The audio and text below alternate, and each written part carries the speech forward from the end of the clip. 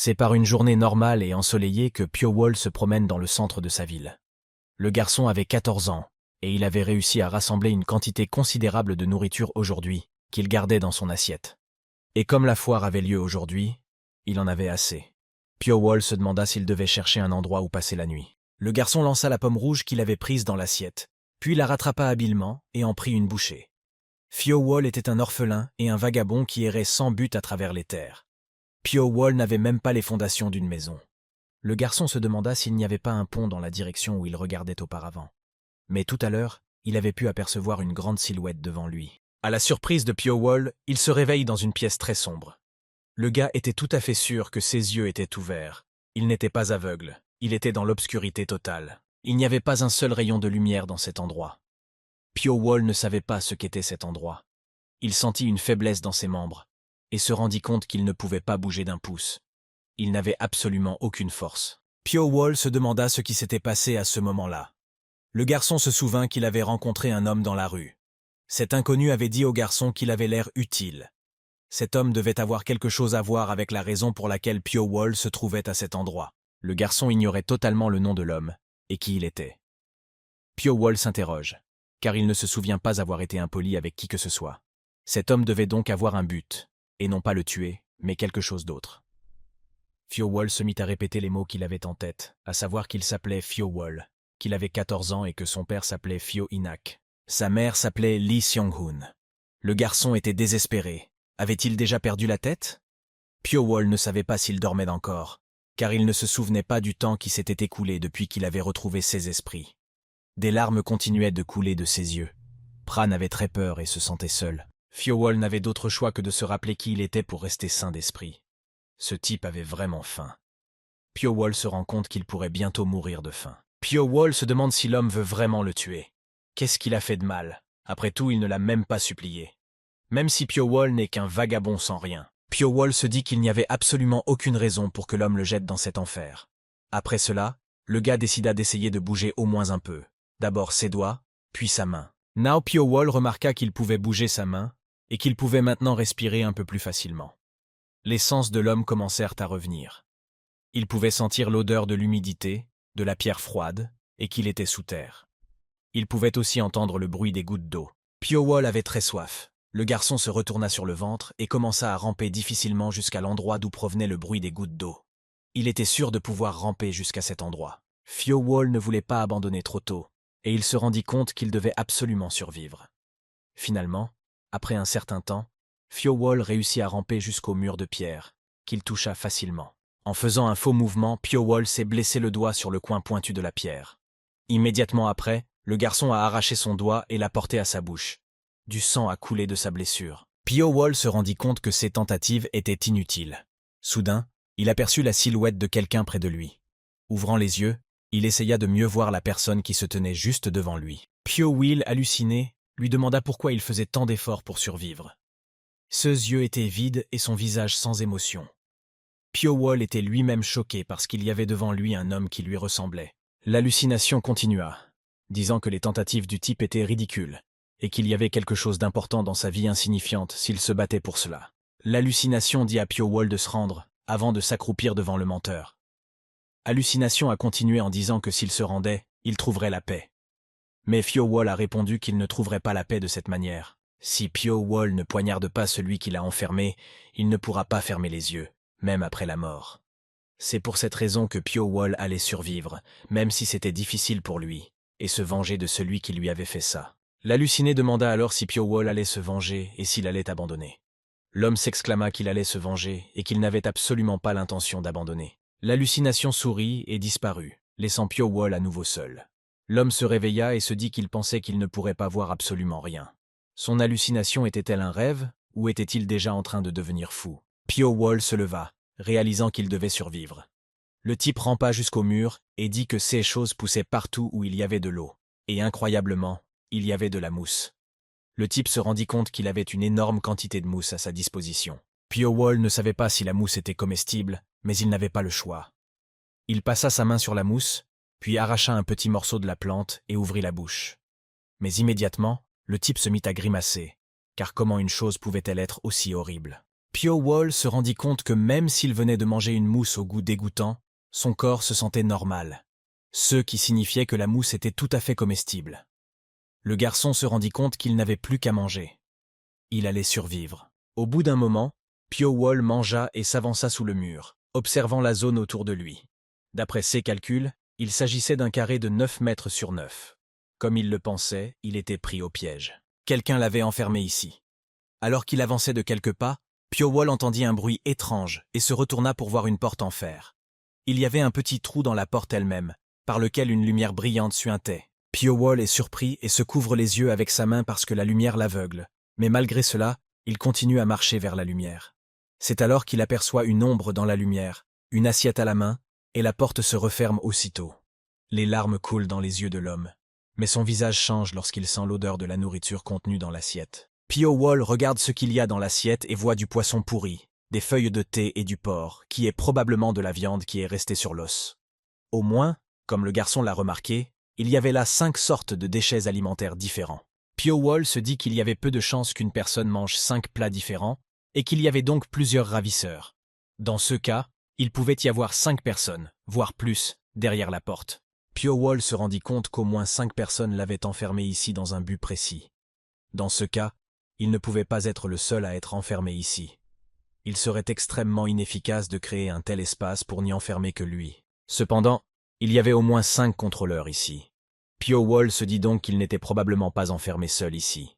Il y avait beaucoup de victimes aléatoires comme lui. Mais Wall ne comprenait pas ce qu'ils essayaient d'accomplir. Il commença à renifler le plat qu'on lui avait donné. Il y avait des épices et du porc. Ça ressemblait donc à de la nourriture du Sichuan. Mais il s'empare immédiatement de l'assiette et commence à manger. Le gars avait tout le temps de réfléchir après avoir mangé. Au moins, pensait Wall, la nourriture qu'on lui avait donnée était bien plus savoureuse que la mousse qu'il avait mangée. Cela faisait au moins 4 mois que Wall était emprisonné dans cet endroit. Une fois par jour, les gens qui l'avaient volé ouvrirent la petite porte pour lui donner de la nourriture. Après cela, le garçon faisait des activités physiques. À part cela, ces gens n'ont pas dit un mot pendant tout ce temps. Ils continuent à garder Wall dans cet endroit exigu et sombre. Wall pensait qu'il deviendrait fou dans ce genre de situation, mais il n'a fait que perdre son temps à ne rien faire. Wall devient capable de voir un peu de l'espace qui l'entoure. Après s'être un peu adapté à l'obscurité qui l'entourait, il put voir quelque chose bouger dans cet espace souterrain. Wall se dit alors que beaucoup d'insectes vivent dans des endroits comme celui-ci, à savoir là où aucun rayon de lumière ne peut pénétrer. Il remarque alors des 1000 pattes non loin de lui. Au même moment, un serpent blanc aux yeux rouges et effrayants rampe vers lui, rapidement et sans se faire remarquer. Wall se laisse distraire et regarde le serpent qui a déjà fait le tour de son bras et s'apprête à le mordre. Le serpent, n'attendant pas le bon moment, mord immédiatement le gars de toutes ses forces, projetant son venin mortel sur lui. Wall se met à hurler de douleur et s'agrippe à son bras. Wall ne s'est pas rendu compte de ce qui lui arrivait car il avait l'impression que tout son corps était en feu. Il se rendit compte qu'il était sous l'influence du venin de serpent. Au bout d'un moment, il essayait déjà d'ignorer la douleur et se préparait à manger. Wall saisit avec force l'assiette de nourriture qu'on lui tend et siffle qu'il n'y a aucune chance qu'il meure. Au bout d'un moment, il réussit tout de même à voir le coupable de son empoisonnement, le serpent très blanc. Wall se demanda s'il avait vraiment failli mourir du venin du serpent blanc. Mais il pensait qu'un changement s'était produit dans son corps pendant que le serpent lançait son venin sur lui. Maintenant, il pouvait mieux voir ceux qui se trouvaient devant lui. Wall gloussa dans sa tête, réalisant que c'était drôle. Il décida de voir s'il était vrai que ce qui lui était arrivé était la faute de ce même serpent. Le garçon tendit la main vers lui. Il avait entendu des histoires de gens qui devenèrent plus forts après avoir été empoisonnés. Wall se rendit compte que s'il parvenait à résister au poison et à se procurer une arme, il deviendrait certainement plus fort. Il tend la main vers le serpent, qui le mord. Il se demande s'il n'aurait pas dû faire cela, s'il n'aurait pas dû être plus prudent. Wall se rendit compte qu'après cela, ce n'était pas aussi grave qu'après la première morsure de serpent.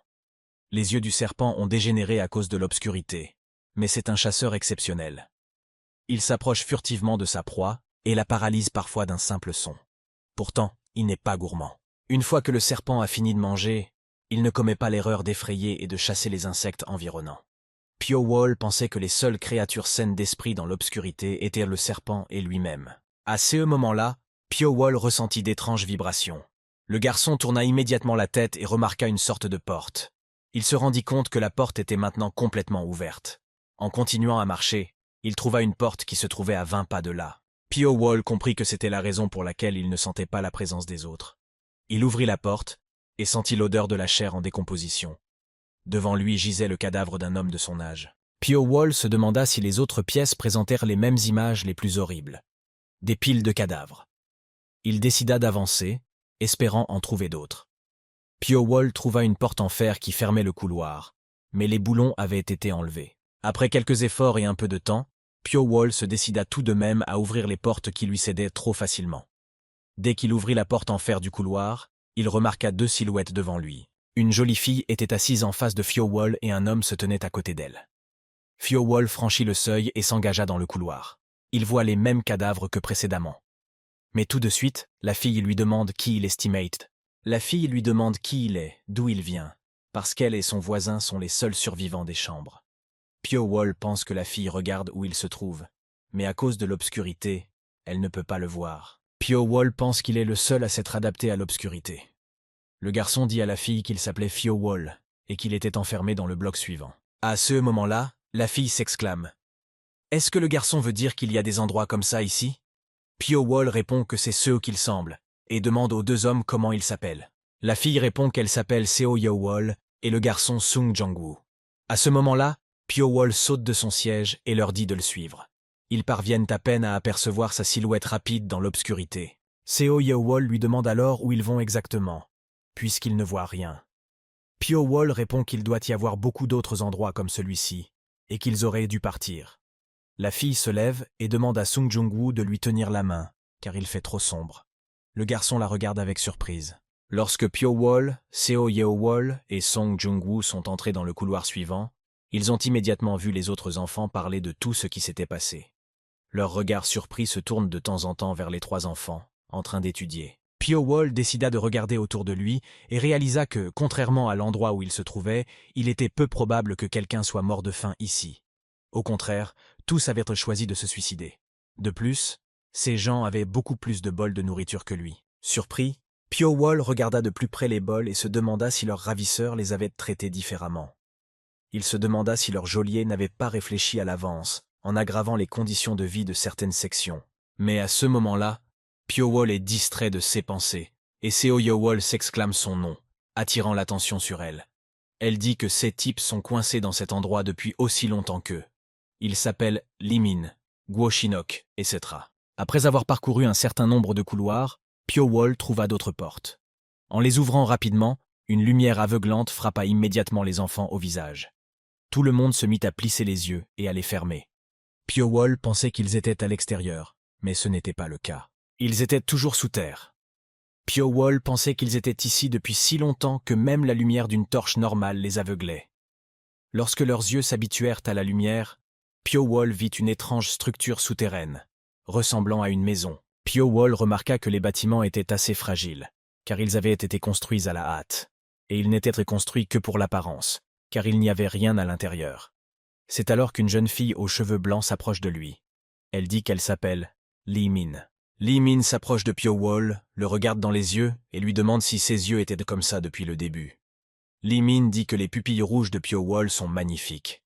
Pio-Wall lui demande seulement si ses pupilles sont vraiment rouges maintenant. Il se souvient immédiatement du serpent, et se demande si c'est à cause de la morsure de ce serpent que cela lui est arrivé. Pio-Wall se rend compte qu'être différent des autres dans un endroit comme celui-ci ne mène à rien de bon. Mais la fille dit alors que les yeux du gars sont un peu rouges à cause de la proximité de la torche. Mais ce n'est généralement pas si visible, et il semble que le gars ne s'en soit pas rendu compte. Lee Min poursuit en disant que le changement dans ses pupilles s'est probablement produit pendant que Pio-Wall était ici. L'homme expire de soulagement. Lee Min lui demande ce à quoi il pense tant. Ce à quoi elle répond qu'il s'agit de ceci et de cela. Lee Min sourit et dit que Pio-Wall est différent des autres enfants, et qu'il est juste différent, parce qu'ils sont tous confus, mais Pio-Wall est le seul qui pense clairement. C'est alors que Seo Yo-Wall et Sung Jong-woo s'approchent d'eux. Seo Yo-Wall leur dit que les autres enfants ont décidé de rester ensemble à partir de maintenant et demande ce que Lee Min et Pio-Wall vont faire. Seo Yo-Wall s'exclame qu'ils vont les accompagner. Le garçon répond qu'on verra bien. À la réponse de Pio-Wall, Seo Yo-Wall est désemparé. Après tout, ne vont-ils pas se joindre à eux? Pyo Wol lui répond qu'il a simplement dit que nous verrions comment les circonstances s'accumulent. Seo Yeowol lui répond que c'est très bien et qu'il pourra venir la voir s'il change d'avis, et qu'elle a déjà demandé à Limin. Limin répond à Seo Yeowol qu'elle se joindra à eux, car rester ensemble est bien plus bénéfique pour la survie que d'être seul. Seo Yeowol répond que c'est un excellent choix. Pyo Wol se rend compte qu'ils ont passé trop de temps dans l'obscurité, et qu'il est donc peu probable qu'ils soient tous dépassés par les événements. Le gars n'était même pas sûr de lui, de ce qu'il devait dire à leur sujet. Pyo Wol décida de rester à l'écart pour l'instant. Pyo Wol se tenait dans l'ombre, observant ce qui se passait autour de lui. Tous les enfants autour de lui étaient rangés par deux. Cela faisait peu de temps qu'ils s'étaient vus pour la première fois dans cet environnement inconnu et lugubre. Dans cette situation, plusieurs groupes avaient déjà réussi à se former et chaque groupe avait son propre chef. Le groupe dirigé par Seo Yeowol et Seon Jong-woo semblait le plus confiant et le mieux organisé. La jeune fille qui dirigeait le groupe avait une personnalité brillante, et son assurance et sa capacité à diriger le groupe en faisaient une figure marquante. Les enfants de son groupe la soutenaient et lui faisaient confiance. L'autre groupe, dirigé par Kang Il, est resté dans l'ombre, mais il a déjà pris son élan. Kang. Il était un chef discret mais observateur, et son groupe travaillait de manière cohérente sans attirer l'attention outre mesure. Yeom Il-jun rassemble un autre groupe autour de lui. Il était charismatique et avait la capacité de rassembler les gens. Son groupe était dynamique et plein d'énergie. Il créait un sentiment d'unité et d'amitié. Le groupe dirigé par Go Young-sang avait sa propre dynamique. Go Young-san a fait preuve de qualité de leader exceptionnelle et son groupe était prêt à l'action. Tous ces enfants à la tête de leur groupe semblaient être de vrais leaders et étaient prêts à prendre des responsabilités. Pour les autres enfants restés sans groupe, ils étaient des modèles de force et d'organisation, alors qu'ils n'étaient encore que des enfants pris dans cette situation étrange. Yi Pyo-wol se tient à l'écart, ne faisant partie d'aucun de ces groupes. Il restait une énigme, un homme sans leadership apparent, mais peut-être avait-il ses propres plans et sa propre stratégie dans cet environnement difficile. Cela faisait longtemps que Pyo-wol se promenait régulièrement dans la région, l'examinant attentivement. Il commença à remarquer les changements qui se produisaient autour de lui. Mais à un moment donné, alors qu'il marchait près d'un vieux mur de briques, il entendit des garçons qui se tenaient non loin de lui parler fort. Ils discutaient avec animation de quelque chose et Pyo-wol ne pouvait s'empêcher d'écouter. Il s'avéra qu'ils discutaient de lui. Il suggérait que Pyo-wol avait peut-être tué toutes les personnes qui se trouvaient auparavant dans sa cellule. Après tout, il était le seul à avoir réussi à survivre, et c'était un bon indice. Pyo-wol ne fit que soupirer en entendant ceux qui l'entendaient. Cette conversation ne lui semblait peut-être pas sérieuse, mais elle lui rappelait à quel point sa vie était devenue étrange et dangereuse. Mais il décida que même ainsi, il ne pouvait pas se laisser distraire par de telles futilités. Il avait des choses plus importantes à faire. Après un certain temps, Pyo-wol retourna à l'endroit où il avait été emprisonné. Il était certain que la structure avait été construite relativement récemment, mais les murs étaient parsemés de mousse, ce qui indiquait que le donjon était là depuis très longtemps. Et il semblait que quelqu'un avait utilisé l'endroit récemment. Soudain, Pyo-wol remarqua une faible lumière provenant du plafond. Il s'approcha de la source de lumière et découvrit une petite ouverture qui était auparavant cachée à sa vue. Cette lumière éveilla sa curiosité, et il entreprit résolument d'examiner cette découverte inattendue. Pyo-wol continue d'observer ce qui se passe, et en regardant attentivement le panier, il remarque une fine corde qui pend du plafond. Il comprit qu'il devait s'agir d'un mécanisme permettant de faire descendre le panier, et qu'il était probable qu'à l'intérieur de celui-ci se trouvait de la nourriture, que les ravisseurs avaient à nouveau mise à leur disposition. Cette idée ne manqua pas de susciter l'émoi parmi les enfants, et des cris d'excitation se firent entendre tout autour, incitant les autres à lever les yeux pour voir arriver la nacelle.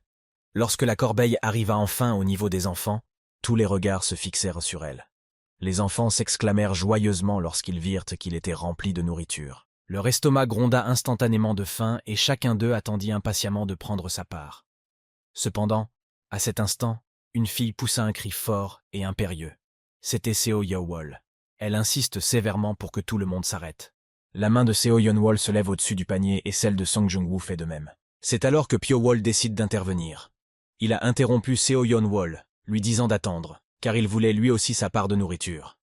Il s'est approché du panier et a commencé à en retirer sa part. Seo Yeowol, le sourire aux lèvres, propose l'idée de répartir équitablement la nourriture entre tous afin que chacun ait sa part.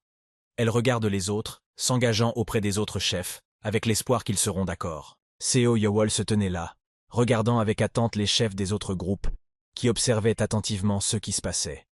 Il restait inébranlable, le visage sérieux, et n'exprimait aucun intérêt pour la proposition de Seo Yewol. Ses chefs, tels de solides piliers bien ancrés dans leur rôle, n'allaient pas céder. C'est alors que Pyowol décide d'intervenir. Il interrompt Seo Yewol en lui disant d'attendre, car il veut lui aussi sa part de nourriture. Il se dirigea vers le panier et commença à y prendre sa part. Mais soudain, il est saisi par le bras. C'était Yeom Il-jun, et sa voix était menaçante. Il ordonne à Pyowol de remettre toute la nourriture dans le panier et l'avertit de ne rien prendre dans ce panier sans la permission des responsables. Il insiste sur le fait que le contrôle du contenu du panier n'appartient qu'à eux. À ce moment-là, alors que les enfants excités entourèrent le panier de nourriture, Pyowol sentit monter en lui une certaine détermination. Il décida que ce n'était pas le moment de se taire.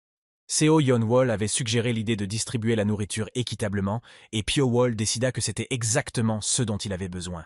Il l'interrompit en lui disant bruyamment d'attendre. Il s'approcha avec assurance du panier, prêt à en retirer sa part de nourriture. Malgré les regards indignés et les cris des enfants, Pyowol commença à prendre de la nourriture dans le panier. Cependant, sa détermination fut soudainement interrompue lorsqu'on lui saisit la main. C'était Yeom Il-jun. Sa voix était menaçante et sa main a serré le bras de Pyowol avec force. Il ordonne à Pyowol de remettre toute la nourriture dans le panier et l'avertit de ne rien prendre dans le panier sans la permission du chef. Ce mot sonnait comme une sentence et son visage expressif exprimait la gravité de la situation. Yeom Il-jun a insisté sur le fait que le contrôle du contenu du panier leur appartenait exclusivement et que personne ne pouvait perturber cet ordre. Mais immédiatement après ces paroles, Pyowol entre dans une colère noire et attaque Yeom Il-jun avec force, les doigts dans les yeux. Pyowol, avec une expression d'agression sur le visage, ordonne à Yeom Il-jun de répéter ce qu'il vient de dire. Sous l'influence de la colère et de la menace, Yeom Il-jun tente de le faire, mais sa voix tremble et du sang coule de ses yeux. Il souffrait atrocement et son cri était déformé par l'angoisse. C'est alors que Pyowol, sans pitié, a commencé à étouffer Yeom Il-jun en lui serrant la gorge avec sa main. Il l'a pressé avec une telle force que Yeom Il-jun était au bord de l'asphyxie. Pyowol exigea à nouveau que Yeom Il-jun répète ses paroles, mais avec un ton plus moqueur, ignorant la souffrance de Yeom Il-jun. Les enfants autour d'eux étaient horrifiés et choqués par ce qui se passait sous leurs yeux. Ils crient avec agitation, demandant à Pyowol de cesser ses agissements et de laisser partir Yeom Il-jun immédiatement. Certains l'ont traité de fou et lui ont demandé s'il avait perdu la tête. Pyowol lui-même, à ce moment-là, ressemblait à un sinistre serpent aux yeux rouges, prêt à tuer pour ses propres fins. Son regard exprimait la haine et le désir de contrôler les autres enfants. Mais avant de lâcher Yeom Il-jun, il lui assène un dernier coup, appuyant avec force sur son œil, le privant complètement de la vue. Les enfants qui se trouvaient autour de lui continuaient à regarder avec perplexité et horreur les actions de Pyowol, le prenant pour un fou dont le comportement dépassait leur entendement. Les enfants autour de cette scène horrible ne pouvaient pas contenir leurs émotions. Ils étaient complètement choqués par ce qui se passait et regardèrent les actions de Pyowol avec perplexité. Ils l'appelaient avec horreur, le traitant de fou, et n'arrivaient pas à croire qu'il était allé aussi loin. Pyowol lui-même ressemblait au même serpent aux yeux rouges. Lorsque Pyowol eut terminé ses actes horribles sur Yeom Il-jun, il se leva lentement de son siège, laissant le garçon se tordre de douleur. Il jeta d'abord un coup d'œil aux enfants qui l'entouraient, puis retourna son regard vers le garçon allongé devant lui. Le sang coule des yeux de Yeom Il-jun, qui tente de stopper l'hémorragie en tremblant de douleur. Ses yeux étaient rouges, ses pupilles rétrécies et ses mains tremblaient, tandis qu'il essayait de faire face à la douleur. Dans un accès de colère, Yeom Il-jun a juré et traité Pyowol de fils de pute. Il était manifestement furieux et souffrait énormément. Pyowol lui a demandé froidement s'il aimerait que la même chose lui arrive avec son autre œil. Il l'a averti que si Yeom Il-jun continuait à dire de telles choses, il pourrait être prêt à poursuivre la punition. À ce moment-là, les autres enfants ont trouvé de la nourriture et l'ont mangée. L'un des garçons a mâché des carottes, la fille a grignoté des pommes de terre, et un autre garçon a également mangé une pomme de terre. Pyowol lui-même observait tout cela en silence, s'asseyant et étudiant chaque personne et ses habitudes. L'idée vint à Pyowol que tout cela faisait peut-être partie d'un test, une sorte d'épreuve pour déterminer lesquels des enfants seraient utiles à leur ravisseur. Le garçon rongeant un radis lui fit penser que c'était peut-être ce qui se passait depuis le début.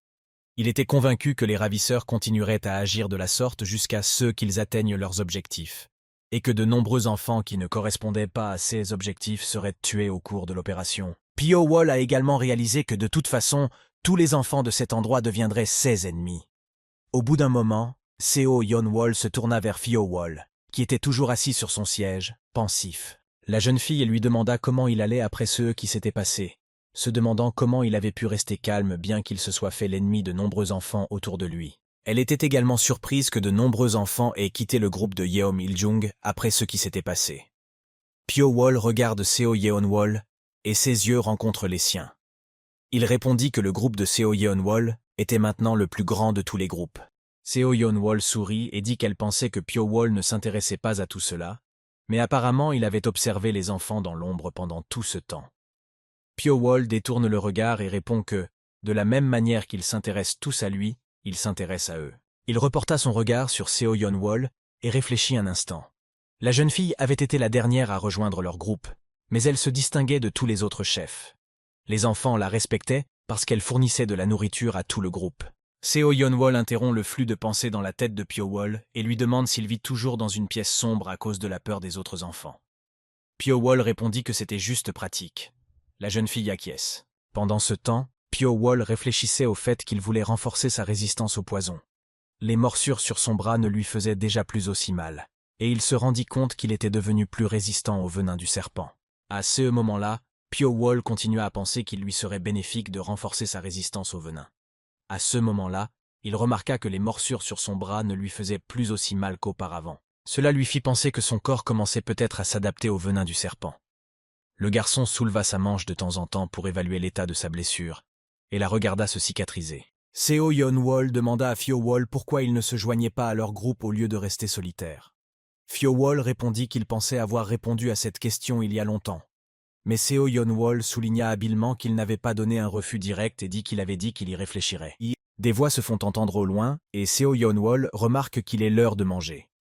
Kang-il, l'un des hommes en charge, espère que personne n'essaiera de monter dans le panier et prévient que si quelqu'un décide de couper la corde pendant qu'il soulève le panier, l'issue pourrait être fatale. L'un des hommes s'approche du panier et exprime son mécontentement en demandant ce qui se passe. Kang. Il est horrifié de découvrir qu'il reste très peu de nourriture dans le panier, comme si quelqu'un en avait volé la plus grande partie. Même Seo Yeon-wol est surprise par la tournure des événements. Pyo-wol, en se levant du rocher, se dit que c'est parti. C'est parti. Le gars avait pensé à cette tournure des événements il y a longtemps, parce que leur ravisseur ne pouvait pas ne pas y avoir pensé. Mak No-sam était le gars qui avait survécu au dernier bloc et qui avait rejoint le groupe dirigé par Seo Yeon-wol. Il était considéré comme le plus faible du groupe, mais sa persévérance compensait sa faiblesse physique. Cependant, Mak No-sam est rapidement retrouvé mort. Un enfant, pour une raison quelconque, avait décidé de tuer l'enfant le plus faible d'entre eux. La raison même de ce meurtre restait un mystère pour toutes les personnes présentes. Les enfants s'exclamèrent de désespoir et de chagrin. Seo Yeon-wol se pencha sur le corps de Mak No-sam et pleura des larmes amères, tandis que son camarade pleurait de rage et de chagrin, déclarant qu'il ne laisserait pas impuni celui qui avait commis ce terrible crime. Tous les enfants savaient pourquoi cela était arrivé. La raison de la mort de Mak No-sam était son impuissance physique, sa faiblesse parmi tous les enfants. Et celui qui était faible par nature ne pouvait jamais devenir plus fort sans rien faire pour qu'il le devienne. Seo Yeon-wol et Sung Jong-woo se tiennent devant le corps de Mak No-sam. Ils voulaient tous les deux honorer la mémoire de l'homme, et il leur a fallu un peu de temps pour trouver un takni épais qui ne verrait pas à travers le cadavre. L'homme exprime sa rage et promet de se venger de celui qui a commis le meurtre. Seo Yeon-wol est resté sans voix, réfléchissant à quelque chose dans sa tête. Le type lui-même jurait de temps en temps, et disait que s'il connaissait le coupable, il se vengerait, sans aucun doute. Elle lui dit alors que l'identité du tueur importait peu. Ce qui comptait, c'était que la personne qui les avait suivis soit morte. Song Jung-woo se tourna vers elle pour lui poser une question, et ses yeux s'assombrirent, son visage expressif devenant plus sérieux. La fille a dit qu'ils devaient se venger en utilisant la même méthode que leur ennemi. Son attitude était très sérieuse et sombre, parce qu'ils allaient devoir tuer les enfants des autres équipes. La situation devenait de plus en plus tendue, et Pyo-wol voyait s'approcher quelque chose qui ressemblait à une guerre. Les prochaines cibles des assassins étaient les plus faibles des autres groupes de chefs. Le garçon s'assit à l'écart et observa, réalisant que quelque chose de terrible se préparait. Au début, le plus faible du groupe de Go Young-san fut retrouvé mort, mais ce n'était que le début d'une terrible vague de décès. Chaque nuit, le nombre de morts augmente. D'abord dans le groupe de Yeom Il-jun, puis dans celui de Go Young-san. Même dans le groupe de Kang-il, les enfants les plus faibles continuaient à mourir jour après jour. La faim et la peur ont fait que les enfants ont perdu confiance les uns dans les autres et sont devenus agressifs comme des démons. Leurs yeux brûlaient comme des yeux de prédateurs diaboliques dans la nuit.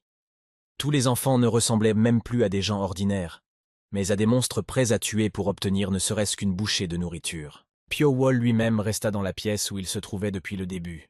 Il se nourrissait de la mousse qui poussait dans sa chambre obscure et se sentait dégoûté par son goût étrange. Les enfants qui mourraient de faim dans cet endroit n'avaient pas encore atteint le stade où ils pouvaient manger de la mousse. Mais Pio Wall se rendit compte que la paix entre les groupes ne durerait certainement pas longtemps. Soudain, il entendit un bruit dans le couloir, un bruit de pas. Pio Wall dressa immédiatement les oreilles pour entendre tous les bruits du couloir. Il se rendit compte que personne n'avait pu venir jusqu'ici, et qu'il n'y avait donc qu'une seule raison pour que d'autres enfants se trouvent ici. Le meurtre. Pio Wall se retourna immédiatement en entendant ce bruit. À ce moment-là, Pio Wall compta silencieusement le nombre de personnes qui s'approchèrent de lui. Il se rendit compte qu'ils étaient 4. Il n'arrivait pas à croire qu'ils aient pu se perdre dans cette partie du donjon. Soudain, une voix s'éleva pour demander si ce n'était pas le bon endroit, et une réponse rapide et effrayée vint de l'un des gars qui affirmait que c'était le bon endroit. Déjà effrayé, le gars continua, décrivant comment il avait vu de ses propres yeux Pio Wall se diriger dans cette même direction. Yeom Il-jun était furieux et assoiffé de vengeance. Il cria, demandant où se trouvait ce bâtard de Pio Wall. Il se souvenait qu'il avait déjà tué 2 personnes après leur combat avec Pio Wall, et que c'était maintenant l'occasion parfaite de se venger. Cependant, il n'arrivait pas à trouver Pio Wall. Soudain, l'un des camarades de Yeom Il-jun s'écria qu'il avait été mordu à la jambe. Quelques instants plus tard, il était allongé sur le sol, l'écume à la bouche à cause de la morsure de serpent.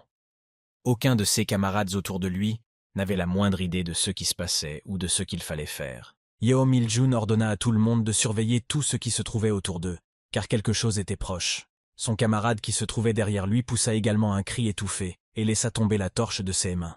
Yeom Il-jun, la rage dans la voix, cria immédiatement à celui qui faisait cela, à savoir Pio Wall, de se montrer, le traitant de putain de rat. Les 2 autres se retournent pour voir qui a fait ça. Une silhouette familière surgit immédiatement de l'ombre. Cette personne qui a tué les camarades tout à l'heure si rapidement était le même Pio Wall. Le gars a enroulé ses bras autour du cou de Yeom Il-jun, tandis que l'autre gars se tortillait de douleur et n'avait aucune chance de respirer. Yeom Il-jun continua à se tenir comme ça, et à serrer les poings. Il ne faisait rien par peur. Et au même moment, son compagnon se faisait étrangler par Pio Wall, qui ne se souciait pas de lui.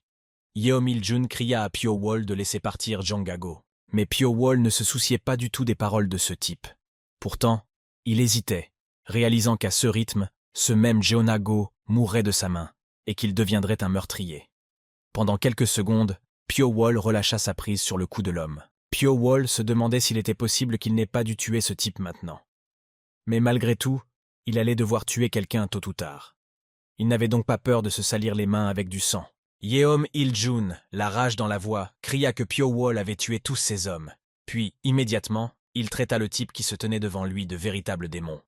Mais Pio Wall ne se soucie guère des paroles de son adversaire. Les yeux de Yeom Il-jun étaient complètement rouges à cause de la colère qui faisait rage en lui en ce moment. Ses dents grincèrent de colère. Il-jun s'élance rapidement vers l'avant, criant à Pio Wall de mourir. Mais Pio Wall réussit à esquiver. Au bout d'un moment, Yeom Il-jun se rend compte que Pio Wall s'est déjà enfui et s'est caché quelque part. Et pendant tout ce temps, le gars était apparemment en train de donner des coups mortels à l'air qui se trouvait devant lui. Yeom Il-jun se met immédiatement à hurler de rage et à demander à Pio Wall où il est parti. Il lui a dit qu'il avait peur et lui a crié d'arrêter de courir et de se cacher comme un vrai rat. Il secouait la tête de temps en temps dans différentes directions. Immédiatement après ces mots, Pio Wall apparaît dans le dos de Yeom Il-jun et lui dit que cette fois-ci, leur combat ne portera pas sur un seul œil. Yeom Il-jun commence à s'éloigner du type, effrayé, en criant très fort.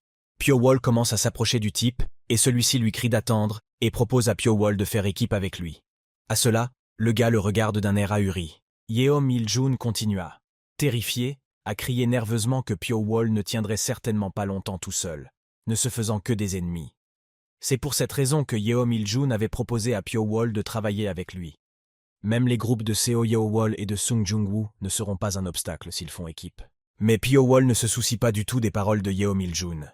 L'autre continua, criant que si Pio Wall n'aimait pas son idée, il accepterait même de devenir son subordonné et qu'il deviendrait C6. Il cria qu'il était différent des gens que le type venait de tuer et qu'il ferait le bien. Il a demandé au type de l'utiliser. Pio Wall s'était alors approché de Yeom Il-jun, ignorant presque tout ce qu'il disait.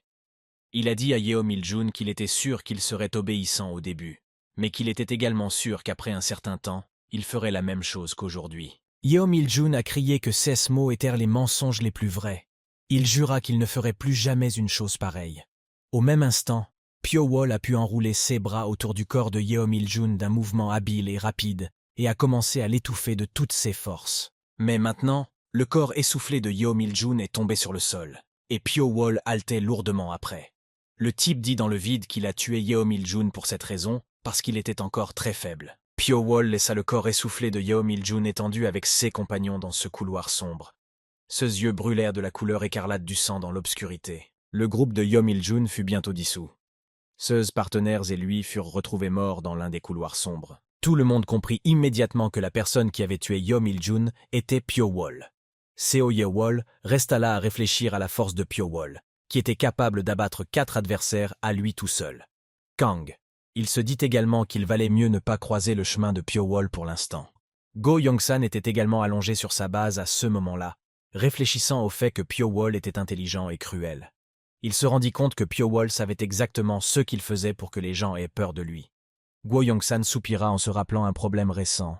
Il était temps pour lui de résoudre ce problème en réduisant la quantité de nourriture qu'il consommait. Les gens étaient obligés de commettre des meurtres pour se procurer de la nourriture. Go Yong-san se redressa sur ses coudes et réfléchit au fait qu'en fin de compte, chaque enfant qui se trouvait ici devenait un meurtrier. Pyo-wol, en plus de cela, avait tué Yeo Mil-jun, qui était un gros bonnet dans ce chaos.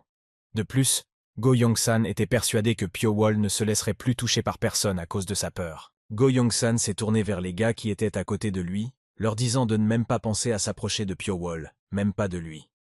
Il a continué en demandant ce qui pouvait être plus effrayant qu'une personne qui n'a rien à perdre.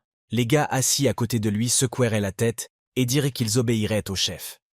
Mais à ce moment-là, un informateur est arrivé en courant et a dit à Go Yong-san que 2 garçons avaient été trouvés au nord, dans le pavillon rouge, et qu'il pensait qu'ils étaient ceux qui avaient été bannis du groupe de Seo Ye-wol.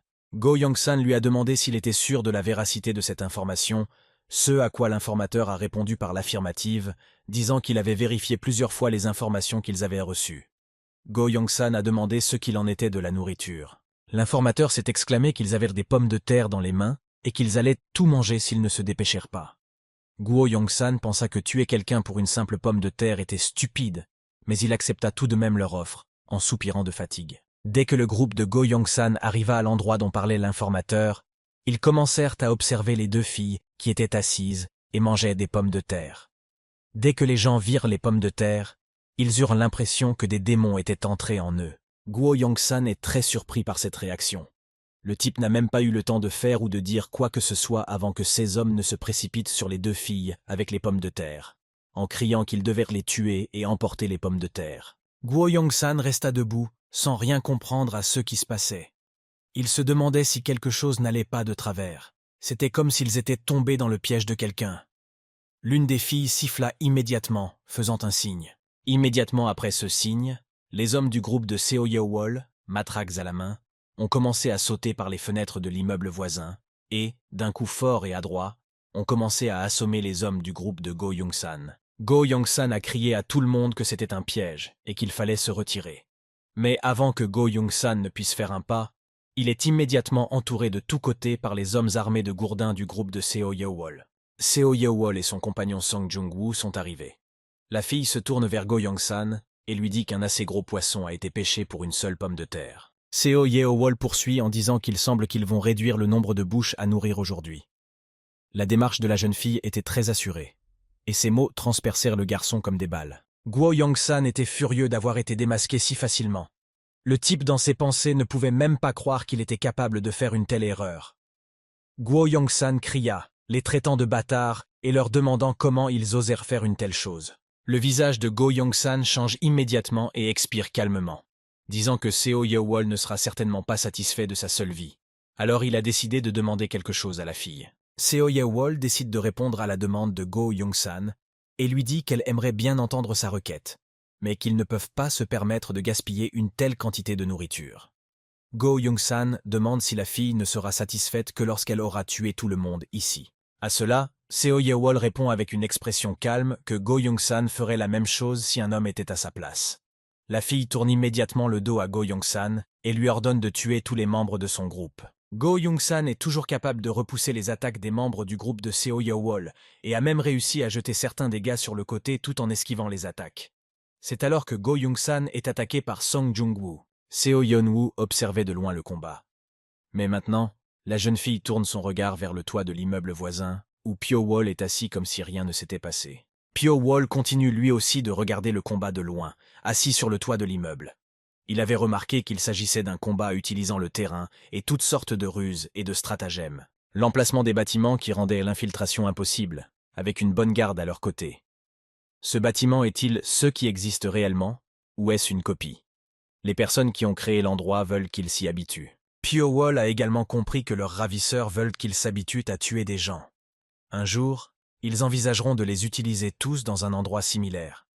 S'il y avait un endroit avec un pavillon aussi grand, cela signifiait qu'il pouvait s'agir du domaine d'un grand clan Jianggu ou d'une famille très puissante. Honeke, si sa supposition était correcte, il y aurait de grandes conséquences s'ils décidaient d'attaquer de façon aussi imprudente.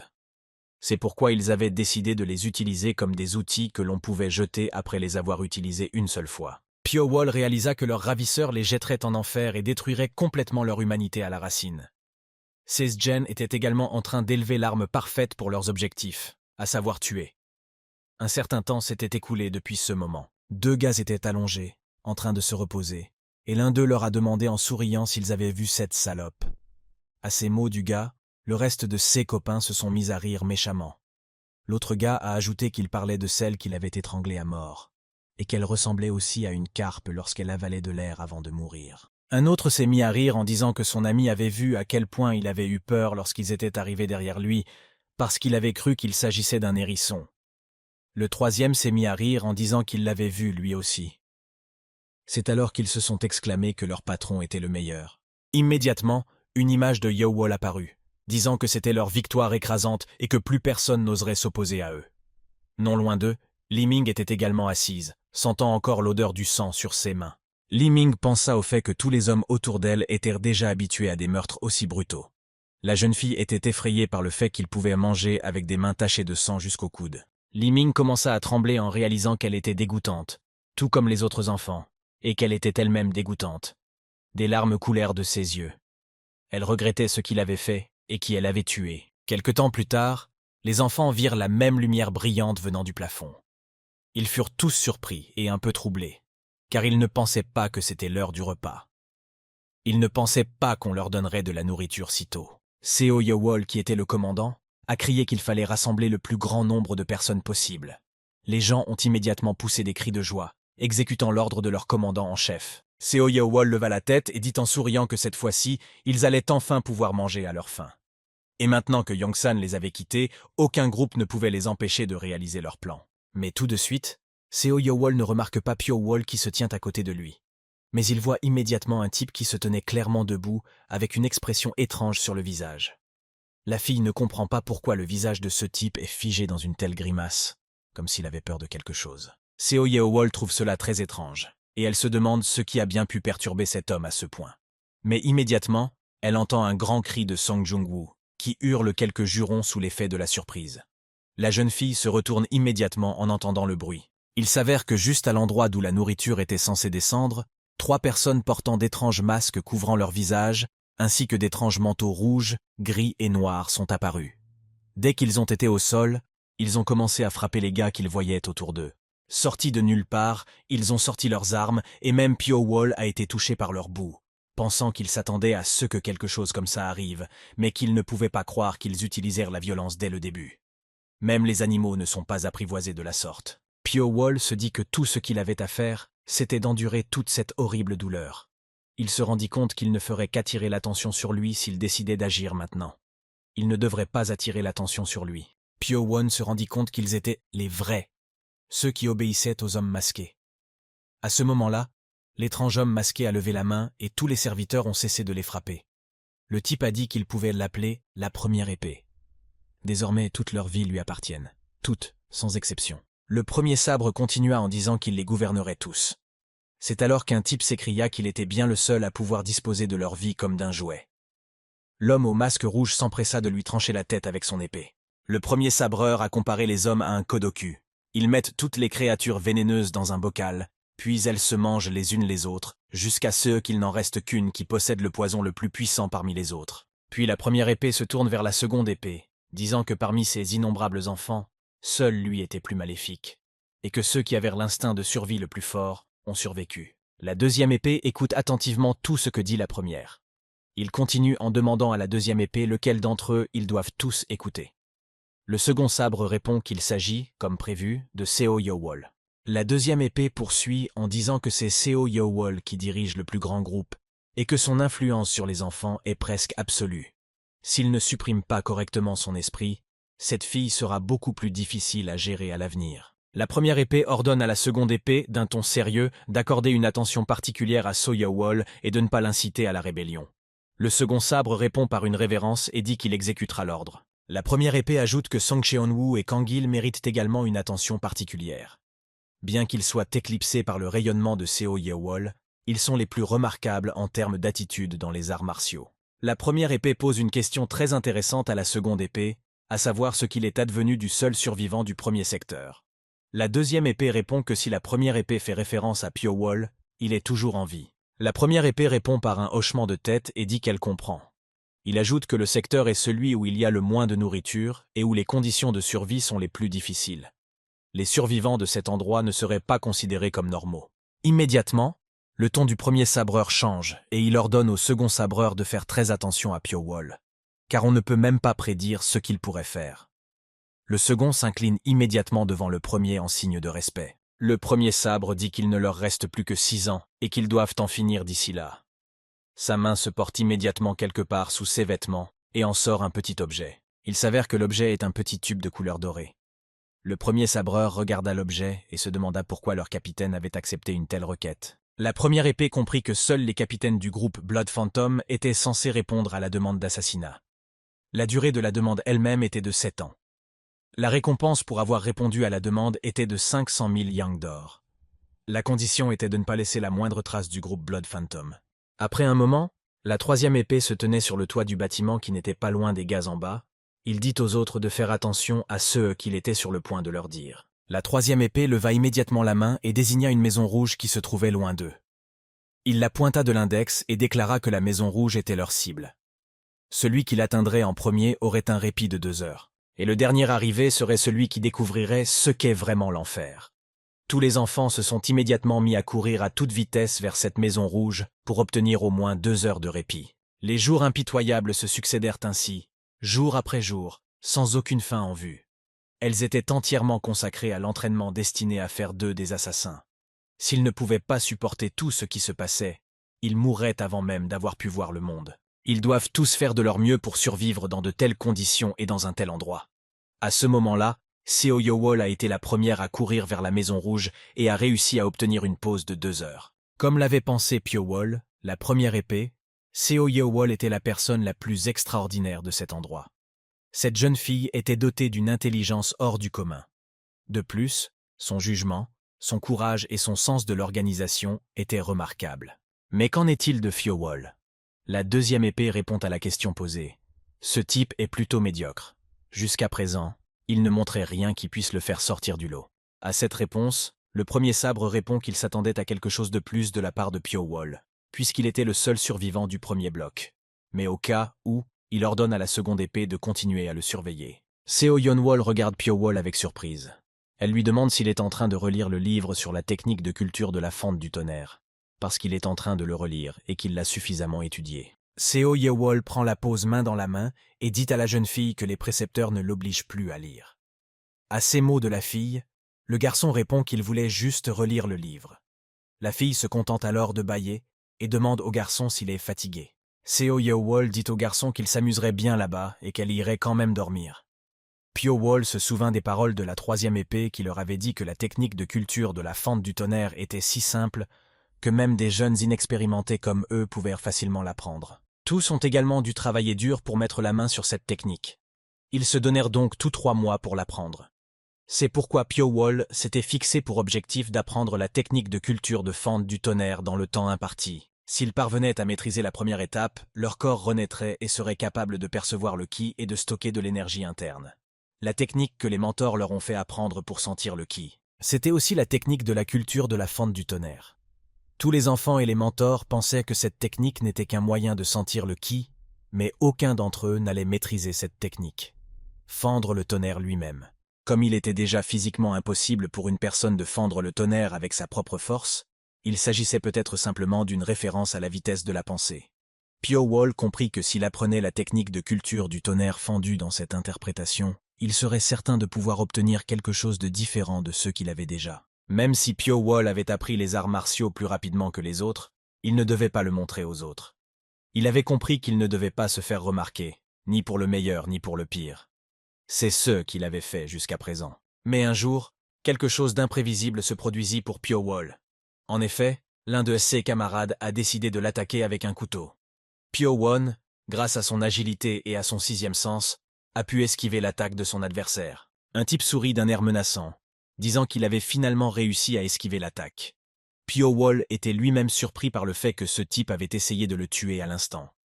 Il lui demanda pourquoi il faisait cela. À ces mots, le type se mit à rire aux éclats, disant que se battre n'était pas vraiment amusant comme se battre à mort, et demanda à Pio Wall s'il pensait la même chose que lui. Pio Wall fut un peu déconcerté par ces paroles, et se crispa. Pio Wall pensa au fait que le mentor n'avait pas fait attention à eux depuis qu'il leur avait enseigné la technique de l'épée. Se moquait-il vraiment de ce qui se passait? À ce moment-là, le mentor avait crié à Pio Wall de donner le meilleur de lui-même dans le combat. Parce que s'il ne le faisait pas, il finirait par se faire tuer. Le type tournait autour de Pio Wall de temps en temps, essayant de l'embrouiller ou de l'attaquer de l'endroit le plus inattendu.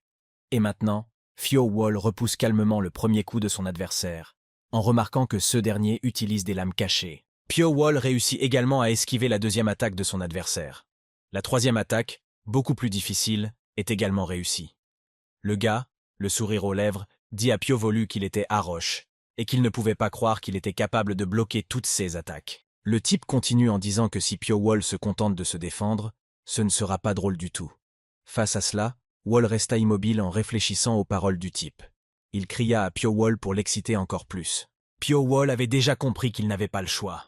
C'est pourquoi il jeta son arme au sol et donna un coup de pied dans l'estomac du type, le projetant à une bonne distance de lui. Son adversaire lâcha immédiatement son arme. Quelque temps après l'entraînement, la deuxième épée se tient à côté de la première épée et lui raconte ce qui s'est passé, et que le taux de croissance de leurs assassins a dépassé toutes leurs espérances. La deuxième épée poursuit en disant qu'à ce rythme, le processus de formation des assassins pourrait prendre 5 ans, au lieu des 7 ans prévus. La première épée lui répondit que la seconde sous-estimait complètement l'objectif qu'elle s'était fixé. Il était la personne la plus douée de tout le Sichuan. Pour rencontrer une telle personne, même une préparation parfaite ne suffirait pas. S'il commettait la moindre erreur, toute l'escouade Ghost Blood serait anéantie en un clin d'œil. C'est pour cette raison que le capitaine qui entraînait tous ses enfants n'avait absolument rien à voir avec eux. Tout cela pour qu'il n'y ait pas d'ennui, même en cas d'échec. Le second sabre croisa les bras et s'excusa auprès du premier sabre parce qu'il n'avait pas sous-estimé leur but. La première épée lui répondit qu'elle le savait, mais que la seconde épée devait toujours être prête à tout. Le premier sabre demande immédiatement au second sabre s'il y a des problèmes avec l'apprentissage des techniques d'assassinat par les enfants. C'est à quoi il reçoit une réponse négative. Immédiatement après avoir reçu la réponse, il leur ordonne d'augmenter leur charge de travail. La seconde épée répond que dans ce cas, beaucoup d'enfants mourront tout simplement. La première épée avait dit cela. Mais les enfants qui survivraient seraient certainement beaucoup plus forts qu'ils ne l'étaient auparavant. Ils décidèrent d'arrêter ce plan, car le résultat était plus coûteux que le chemin qu'ils avaient emprunté. Au même moment, lors d'un autre combat, Pio Wall frappe durement son adversaire, lui brisant un bras. Son Protikni s'écroule immédiatement sur le sol, agrippant son bras blessé et poussant un cri de douleur terrible. À ce moment-là, la première épée et la seconde épée s'approchent de Pio Wall. Le second sabre lui demande si c'est lui qui a fait le coup. Pio Wall ne comprend pas du tout pourquoi ces gens sont venus le voir. Immédiatement, il répond par l'affirmative à la question. Au même instant, le premier sabre amène la lame acérée de son épée à quelques centimètres du cou de Pio Wall. Le garçon se demande quand l'homme a eu le temps de le faire, car le coup est trop rapide. Les mouvements de l'épée du premier étaient trop rapides pour être vus à l'œil nu. Pio Wall n'arrivait pas à croire que l'homme était capable de faire pivoter son épée à une telle vitesse. C'est alors qu'il commença à s'inquiéter, car l'homme n'avait pas retiré l'épée de sa gorge. La peur et la panique l'ont fait transpirer. Pio Wall ne savait pas s'il avait fait une erreur ou s'il était allé trop loin en ne surveillant pas du tout ses actions. Il se rendit compte que la seule chose dont ils avaient besoin, c'était d'outils utiles dans leur arsenal. L'homme a compris que s'il commettait une erreur, il mourrait. Mais après quelques secondes, la lame de l'épée s'approche de la tache de sang écarlate sur ses vêtements et la pique. La première épée disait qu'un assassin ne devait jamais laisser de traces derrière lui. En se cassant ainsi le bras, Pyo-won indique simplement à ses ennemis qui il est et quel art martial il possède. Le premier sabre continua à donner ses instructions à Pyo-won, lui disant de garder une seule pensée en tête, à savoir qu'il ne doit jamais laisser de traces derrière lui. À ce moment-là, Pyo-won expire de soulagement, car il était très stressé. 6 ans plus tard, ils ont eu une séance d'entraînement. L'homme en rouge marchait et cherchait des gens parmi les décombres des bâtiments. L'homme masqué et vêtu de rouge trouve un homme et lui dit d'un air menaçant qu'il serait déjà mort s'il était son véritable ennemi. Mais l'homme retrouvé est très déprimé. L'homme masqué pensait que peu importe l'intensité de leur entraînement, la technique de respiration de la tortue d'un assassin inexpérimenté serait repérée avec une grande facilité. C'est à ce moment-là que l'homme trouva presque toutes les personnes qui se cachèrent dans quelques coups de pierre. L'homme masqué dit que ces hommes ne sont pas encore prêts pour un vrai combat. Puis il se souvient qu'il en reste un à trouver.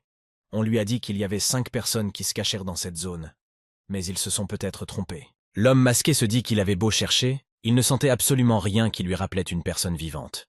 Il ne comprenait même pas ce qui se passait. L'homme masqué tapa immédiatement son bâton sur le sol et dit au 5e homme qui se cachait de sortir de sa cachette, car il ne le trouvait pas. L'homme était étonné que ce type se cache si près de lui. L'homme masqué dit qu'il n'est pas surpris que l'homme soit Pyo-won lui-même. Sur CE, l'homme lui demande si, puisque son entraînement est terminé, il peut aller se reposer. L'homme répond par l'affirmative, puis jure quand il s'en va. C'est alors que Pyo-won aperçoit ses compagnons autour du feu de camp. Seo Gyeoksan se lève immédiatement de son siège et s'exclame qu'il a décidé de se montrer, faisant référence à Pyo-won. Il demande immédiatement pourquoi M. Paphos a fait tout ce chemin. À ces mots du garçon, Pyo-won répond que le garçon a encore décidé de son visage, et demande immédiatement si ce visage appartient à Yu Kwangin. Ce à quoi il obtient une réponse rapide qu'il s'est incliné il n'y a pas longtemps, et qu'il a donc décidé d'utiliser son visage. Pyo-won lui tourna le dos et expira en disant qu'à ce rythme, Seo Gyeoksan oublierait à quoi ressemblait son vrai visage. Mais Seo Gyeoksan se contenta de rire, se demandant qui s'en souciait le moins, puisque de toute façon, il n'allait pas réussir à sortir de cet endroit. Pyo-won soupira de mécontentement, et So Ye-won dit que la qualité de la nourriture s'améliorait peu à peu, et qu'une mission leur serait bientôt confiée. À ce moment-là, le premier sabre était assis à son bureau, sans son masque. Il réfléchissait au fait qu'au cours des 6 dernières années, ils avaient reformé 30 assassins sur 300 personnes. Il s'appelait Lim Sayol. Lim Sayol se rendit compte que Jianggu était un endroit très cruel, où l'on tue, où l'on a déjà été tué. De plus, les enfants d'ici étaient mieux lotis que lui, comparé à l'époque où il remontait la pente. Lim Sayol se dit qu'il devait sentir la mort s'approcher de lui, car le vieil homme devenait trop émotif ces derniers temps. C'est ainsi que la 2e et la 3e épée lui tombent dessus. La 3e épée demande à Lim Sayol pourquoi il a enlevé son masque. Lim Sayol répond qu'il a du mal à respirer avec, et qu'il ne pense pas que 6 ans, c'est beaucoup. L'homme répond qu'ils peuvent aussi les enlever. La 2e épée s'appelait Gu Shin-yun, et la 3e Sang Il-shin. Ils s'assirent tous à la table ronde. Lim Sayol dit que l'alcool leur convenait mieux dans ce genre de situation, ce qui était dommage. La 3e épée dit qu'ils pourraient boire autant qu'ils le voudraient une fois sortis d'ici, et qu'il ne leur restait plus grand-chose. San Il-shin continua en disant que cela faisait presque 7 ans, et que s'il n'y avait pas de problème, les enfants seraient envoyés à la mort, et qu'eux-mêmes seraient bientôt libérés de cet endroit. Lim Sayol demande aux hommes comment vont les enfants. Gu Shin-yun avait déjà répondu à cette question en disant que ces enfants avaient dépassé toutes les attentes, que certains étaient même plus forts que leurs mentors, et qu'ils échappaient presque à leur contrôle. Gu Shin-yun déclara que se débarrasser d'eux après une seule utilisation serait une trop grande perte. Lim Sayol secoua la tête et, après avoir expiré de fatigue, dit qu'il n'avait absolument pas d'autre choix. Telles étaient les conditions de leurs clients. Et après tout, il était temps pour eux d'entamer la dernière étape. La première, la 2e et la 3e épée se tenaient devant un grand nombre d'enfants, et Lim Sayol leur disait que 3 d'entre eux allaient devoir apprendre ces techniques d'arts martiaux, et les 27 autres devraient tuer les 3 qui les apprendraient. Les enfants qui se trouvèrent dans la foule étaient horrifiés par la tâche qui leur était confiée, car ils n'appréciaient pas que les épées qui se trouvaient devant eux leur disent une fois de plus de s'entretuer. Jusqu'à la fin, on ne pouvait même pas croire que ces gens étaient ainsi. La première épée continua en disant que c'était la dernière séance d'entraînement, et qu'une fois que les enfants auraient terminé cet entraînement, ils ne les forceraient plus à faire quoi que ce soit jusqu'à ce qu'ils quittent eux-mêmes cet horrible endroit. À ces mots, les enfants qui se trouvèrent dans la foule s'enthousiasmèrent immédiatement pour cette proposition de Limsayol. Et l'on entendit aussitôt quelques têtes demander si l'homme mentait maintenant, et s'il pouvait vraiment quitter cet endroit. Seo Yeowol, qui écoutait elle aussi quelque part sur le côté, pensait au fait que les 3 épées ne veulent pas dire que 20 enfants pourront se reposer jusqu'à ce qu'ils sortent d'ici. Mais la jeune fille se demandait ce qui se passerait s'ils sacrifièrent les 3. Pyowol s'était lui aussi plongé dans ses pensées, se demandant si les 3 sabres ne venaient pas de leur lancer un bel appât. Puis, à l'instant même, il décida qu'il était temps pour lui d'agir. Ceux qui apprendraient ces arts deviendraient des cibles faciles. Il doit s'agir des mêmes arts martiaux que leur cible a appris à tuer. Est-il possible qu'ils soient d'un niveau complètement différent de ceux qu'ils ont appris jusqu'à présent? Pyowol se rendit compte qu'il devenait trop gourmand et leva la main. Seo Yeowol, qui se tenait à côté du gars, était très surpris que Pyowol devienne un bouc émissaire de son plein gré. Pyowol répond à la fille qu'ils verront bien ce qu'il sera, une chèvre ou un loup. Seo Yeowol répondit immédiatement au garçon qu'il ferait mieux d'être beaucoup plus prudent et insouciant, car il deviendrait une cible pour tous ceux qui étaient maintenant présents dans la pièce. Le garçon répondit qu'il avait hâte d'y être. L'un des hommes est immédiatement empalé avec une épée tranchante, ceux qui le tuent. Il s'agit de Song Jung-woo, qui après avoir fait cela, se tortille immédiatement devant le gars qui était allongé sur le sol et hurlait de douleur. Sung Kyung-woo se rend compte que ce pauvre type qui l'a tué a été contraint d'apprendre les arts martiaux après que lui et les autres enfants aient tiré au sort. Sung Jung-woo se dit que le gamin avait dû être blessé, mais qu'il n'avait pas eu le choix. Song Chun-woo pensa qu'il ne restait plus qu'une personne parmi celles qui avaient commencé à étudier. Il s'agissait de Pyowol, qui avait donné son accord de manière indépendante. Seo Gyuk-san dit immédiatement à Sung Jung-woo que c'était pour lui l'ultime célébration. Il s'amusait à tuer les autres enfants. Lee Min, qui se tenait à côté de lui, a immédiatement demandé aux autres enfants s'il ne restait qu'un seul Pyowol. Seo Gyuk-san répondit que cela faisait longtemps qu'ils ne l'avaient pas vu, et qu'il ne pouvait donc pas être parti d'ici. Seo Yeowol répondit avec sérieux que Pyowol était certainement à l'intérieur en ce moment, mais qu'il ne l'avait pas encore trouvé. La jeune fille pensa à la dernière fois qu'elle avait vu Pyowol en plein entraînement, il y a quelques jours. À l'époque, Seo Yeowol et Pyowon s'étaient entraînés en duel à l'épée, et la jeune fille avait réussi à repousser l'attaque imminente du type. La fille a immédiatement dit qu'elle pensait que le gars aurait fait beaucoup mieux sans l'épée. Seo Yeowol a également dit que pour une raison quelconque, elle n'avait pas peur de Pyowol avec son épée, et que même s'il bloquait toutes ses attaques.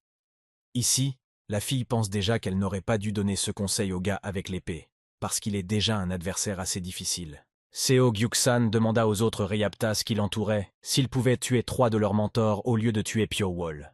Ce serait certainement plus facile que de tuer Pyowol lui-même. Les paroles de Seo Gyuk-san sont reprises par Sung Kyung-hwa lui-même, qui agite la tête en signe d'affirmation. Cela lui semble également plus logique que de courir partout à la recherche d'un adversaire difficile comme Pyowol. Mais il n'était pas possible que les premières, deuxième et troisième épées n'aient aucune contre-mesure contre eux et les autres enfants. C'est pourquoi Song Chun-woo était sûr que les épées avaient placé une sorte de contrainte sur eux. À ces mots de son camarade, Seo Yeowol répondit que Sung Jung-woo avait raison, et qu'ils auraient dû réfléchir à la meilleure façon de supprimer les entraves, puis se concentrer d'abord sur la recherche de Pyowol lui-même. Tout le monde autour d'eux apprécia l'idée, et Seo Gyok-san s'exclama qu'il pensait qu'ils n'avaient pas d'autre choix que de faire quelque chose d'autre après leur conversation. Tous les gars sortirent de la grotte, laissant derrière eux le cadavre du type. Près du même cadavre se tenait Pyowol, qui écoutait les conversations intéressantes et intrigantes de ses ennemis, autrefois camarades, sur le plan visant à le tuer. Le jeune homme fut surpris de constater que ses compagnons étaient plus intéressés par le meurtre de ses 3 mentors. S'approchant du cadavre, Pyowol ferma les yeux du mort d'un geste souple de la main. Pyowol se rendit compte que les mentors étaient probablement occupés à poursuivre les enfants qui tenteraient de le retrouver. Il était donc impossible qu'ils ne suivent pas des enfants qui pensaient à ce genre de choses. Dans ce cas, Pyowol s'est rendu compte que c'était peut-être sa meilleure chance de découvrir le véritable motif des types. À ce moment-là, le gamin avait déjà réussi à se faufiler dans l'antre des épées, tapi derrière un rocher. Pyowol pensa au fait que cet endroit était la base temporaire de leurs 3 mentors. Environ 2 hommes masqués avec des capes rouges montèrent la garde. La base elle-même était soigneusement gardée, mais pas au point que Pyowol ne puisse y pénétrer. Leurs 3 mentors avaient expliqué que la technique de respiration de la tortue se dissiperait dès qu'il bougerait. Cependant, Si Pio-Wall utilisait la technique de culture de fusion du tonnerre pour diviser discrètement son souffle, tout changerait. Il devient possible de se déplacer pendant que Pio-Wall efface sa présence jusqu'à la limite absolue. Le type peut se déplacer discrètement de telle sorte qu'il devient impossible pour les sens humains de le détecter. Enfin, le type se trouvait à l'intérieur de la base de leur mentor. Après avoir traversé plusieurs pièces et divers couloirs, Pio-Wall trouva l'endroit le plus éloigné de l'entrée principale. Il entra immédiatement et ne trouva que 3 chaises et une table ronde au milieu d'une pièce entière. Il commença immédiatement à regarder tout autour de lui pour essayer de comprendre quel secret il cachait aux enfants dans cet endroit. Pio-Wall décida de lire quelques livres sur les étagères qui se trouvaient non loin de la même table ronde au milieu de la pièce. Le garçon se demandait ce qu'étaient ces soi-disant mentors qui essayaient de les élever pour qu'ils deviennent de vrais tueurs. Au bout d'un moment, Pio-Wall regardait déjà toutes les autres tables de nuit et autres endroits cachés susceptibles de contenir la moindre information. Le garçon se demandait où se trouvait cet endroit et comment il pourrait sortir d'ici. Pio-Wall trouve enfin la chose qui a immédiatement attiré toute son attention. Il s'agit du même tube d'or que celui de la première épée. Il l'ouvre immédiatement et découvre ce qui y est écrit. Les phrases suivantes y étaient écrites. La lettre était destinée au chef de l'escouade des fantômes de sang et ordonnait de tuer Wu Gunsan. Le délai était de 7 ans, et la récompense de 500 yang. Les conditions étaient de ne pas laisser la moindre trace menant à l'escouade des fantômes de sang. Le garçon comprit que la lettre était un ordre. Mais Pio-Wall ne comprenait absolument pas une chose, à savoir qui était la personne qu'ils étaient censés tuer. Il s'agit de Wu Gunsan. Wu Gunsan devait être si grand qu'ils avaient repassé 7 ans à cultiver des assassins en les testant et en les tuant. Pio-Wall était tout simplement furieux de ce qu'il venait de découvrir. Depuis le début, ils étaient 300. Aujourd'hui, 270 enfants étaient déjà morts. Il ne comprenait pas si cela en valait la peine. Alors que Pio-Wall envisageait d'examiner de plus près les informations qu'il avait trouvées, son ouïe fine fut immédiatement alertée par le fait que quelqu'un entrait dans sa chambre à l'instant même. Il se tourna alors rapidement vers la source des bruits. La personne qui se dirigeait vers sa chambre était First Sword. Dès que l'homme s'approcha de la porte, il s'arrêta quelques secondes pour une raison quelconque. Immédiatement après, First Sword ouvre les portes de la chambre avec force. À ce moment-là, Pio-Wall est tapi au fond de la pièce. Le premier épée commence à examiner ses affaires sur la table avec une grande rapidité, ce qui ne fait qu'éveiller ses soupçons. Le type se rendit compte qu'il avait tout nettoyé du mieux qu'il pouvait, mais toujours avec négligence. Le premier sabre s'exclama que quelqu'un était venu ici. Alors que la deuxième épée et la troisième épée marchaient en discutant, elle vira la première épée s'approcher d'elle. Ce dernier avait l'air très tendu et en colère. Une aura meurtrière émanait de lui. La troisième épée demande immédiatement à la première épée s'il s'est passé quelque chose pour qu'elle ait cet air-là. La première épée répond immédiatement à sa question en disant qu'il y a eu récemment un intrus dans sa chambre. Et comme il n'était pas encore sorti de la grotte, la première épée ordonne aux épées de retrouver les autres enfants. À ces mots de la première épée, la seconde épée s'écrie aussitôt « Comment diable ont-ils pu pénétrer dans la chambre de la première épée elle-même » La troisième épée ajoute aussitôt que « Qui a pu faire une telle chose ?» La seconde épée demanda à la première épée si elle avait une idée de l'identité de la personne qui s'était introduite dans sa chambre. Le premier glaive répondit qu'il n'y avait personne parmi les enfants plus doué pour l'infiltration que lui. Par lui, il fallait entendre Pio-Wall. Pendant que les mentors discutaient du fait que Pio-Wall était le seul à pouvoir faire quelque chose de ce genre, le garçon lui-même planait juste au-dessus de leur tête. Dans le temps qui lui était imparti, Pio-Wall avait réussi à sauter au plafond et à attraper les volants avec ses mains et ses pieds. La troisième épée dit immédiatement à la première épée que c'était incroyable, et que penser que Pio-Wall se faufilait dans la chambre de la première épée alors que tous les autres enfants le poursuivaient. La première épée répond immédiatement à l'homme que CE serait un énorme problème s'il pouvait regarder Pio-Wall en vie. Ce à quoi Third répond que s'ils le punissent sans avoir suffisamment de preuves que c'est Pio-Wall qui s'est infiltré dans cet endroit, la réaction négative des enfants sera trop forte. À ce moment-là, la première épée répond qu'il suffit de pointer tous les autres enfants sur Pio-Wall. À cela, la troisième épée demande comment ils pourront le faire. La deuxième épée, quant à elle, est surprise par le plan de la première épée. La première épée dit que dans ce cas, il n'a qu'à utiliser l'appel infernal.